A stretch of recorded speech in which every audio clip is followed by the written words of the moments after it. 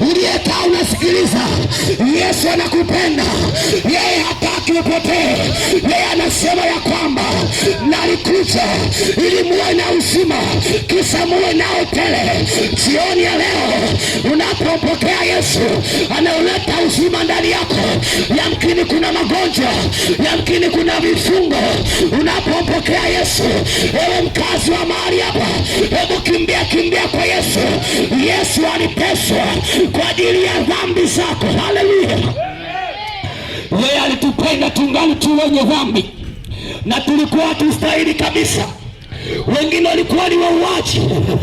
Tukisema habari za Paulo alikuwa ni muuaji, alilitesa kanisa, lakini alipopokea Yesu anafanyika mtume, anafanyika kamanda wa kueneza habari njema za Yesu. Nisikilize nikwambie, Yesu anakupenda hivyo hivyo ulivyo, anakupenda hivyo hivyo ulivyo. Yeye alikuja kwa ajili ya dhambi zako. Moja kati ya kazi ambayo ilielezewa na Mungu, kazi ya Yesu ilikuwa ni kuja kukomboa ulimwengu na dhambi. Hakuna dhambi ambayo ni kubwa ambayo Yesu hawezi kuisamehe. Hakuna dhambi ambayo ni kubwa ambayo Yesu hawezi kuiondoa. Hata kama wewe ni mzinzi, hata kama wewe ni mwasherati, nisikilize nikwambie, usijihukumu. Yesu amekuja kwa ajili yako. Jioni leo tumemleta Yesu mahali hapa. Wala usifikirie ninapokeaje Yesu. Unapokea Yesu kwa kumwamini. Unapofungua moyo wako kwamba kuanzia sasa ninakupokea Yesu, ninakukiri kwa kinywa changu ya kwamba wewe ni Bwana, ya kwamba wewe ni Mwokozi wa maisha yangu, hapo ndipo utakapokuwa umeokoka.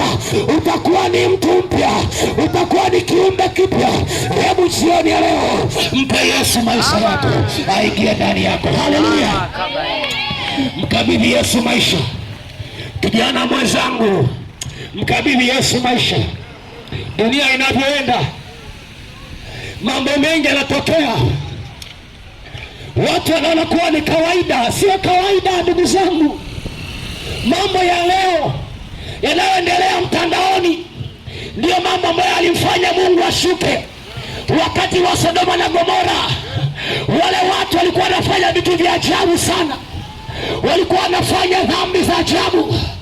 Yesu alishuka, Mungu mwenyewe alishuka akaihukumu nchi. Hayo mambo leo yanaendelea, mambo ya ushoga, mambo ya usagaji, ndoa za jinsia moja, dhambi za kila aina ndio yanayoendelea leo na yamekuwa ni ya kawaida.